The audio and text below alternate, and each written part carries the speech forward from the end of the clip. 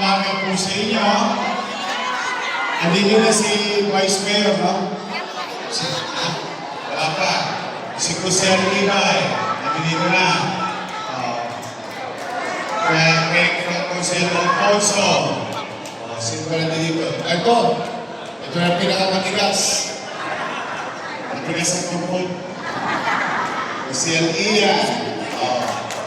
Si Crucial Mahardo. At sino talaga?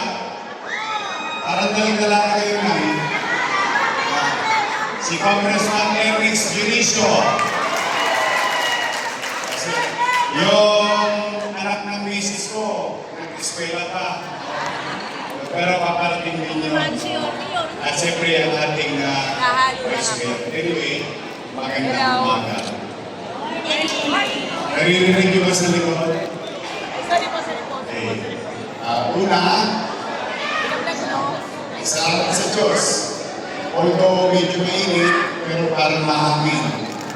At saka maganda itong lugar natin, may dilim. Yung mga nasa labas, okay magdalala, hindi ako aalis hanggang hindi kayo natatapos hanggang dulo. Ito po yung programa na kaagapay. Ito yung mga sulat nyo. Ang dami nyo sumulat.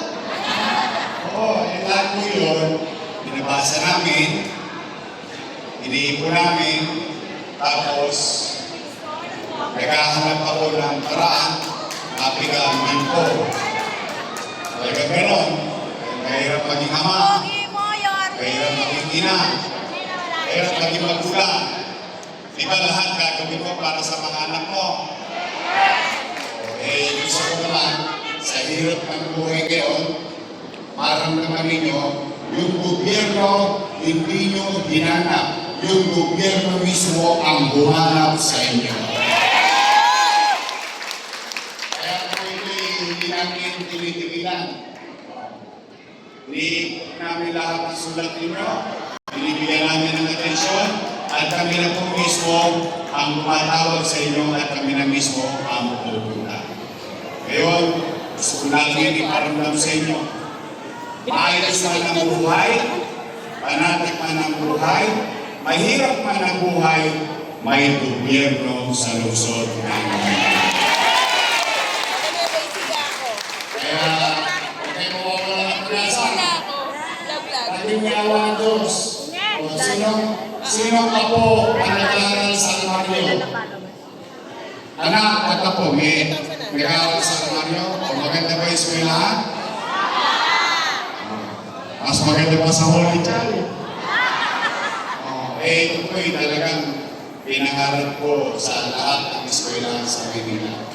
Dahil yung natitikman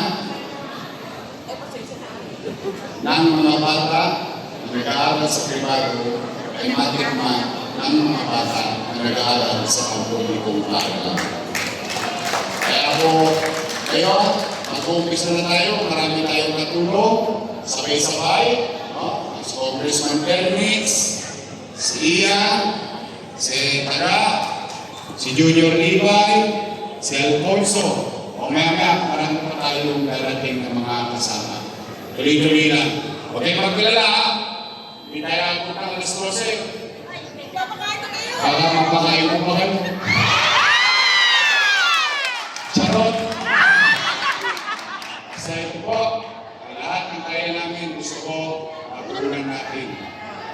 Pipilitin ko lagi pahabain ang kamay natin bilang pamahalaan ng marami pa tayong mayakap. So magandang umaga. Mga lalot-lolo ko, taas ang kamay, mga senior citizen. Bakit na lubi-lubi?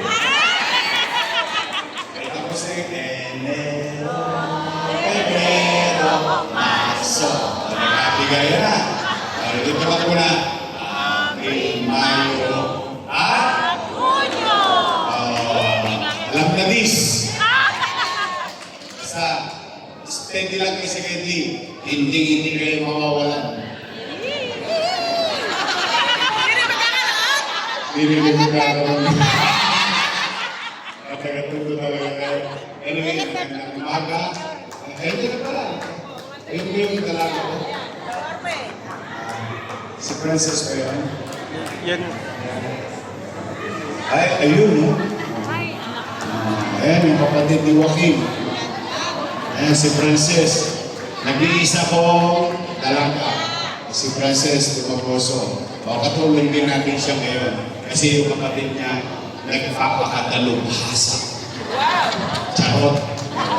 Magandang umaga. Let's begin. Pero, salamat tayo lagi sa Diyos kahit ano pa man ang hinahanap natin. Ha? I love you! Isa na tayo.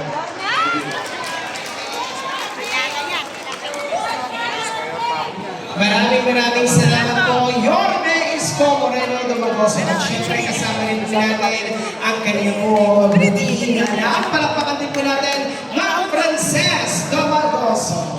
Ayan. So muli po, paalala po sa lahat. Balik na po tayo sa ating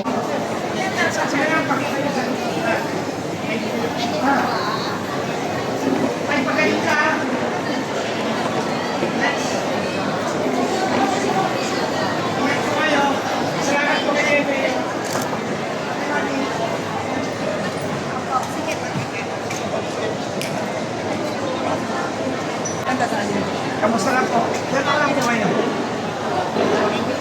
Okay. Ilan taon na si tatay? 49. Tanda ako sa iyo, 51 ako. Kaya naman yan ah. Sabihan ko kaya ah. Okay. Dali na po sa... Panikon ko dito po. Iyak po kayo. Wala na. Ito. Di ba, sir? Oo, abang naman dito yun. Okay. Live pa rin, sir. Oo, like. Ikot pa pag sinabi nyo. Abo yan. Meron ko na tayo.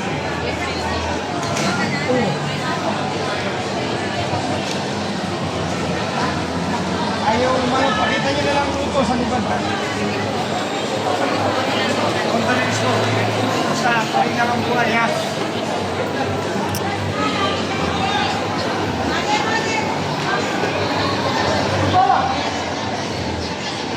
Sakit.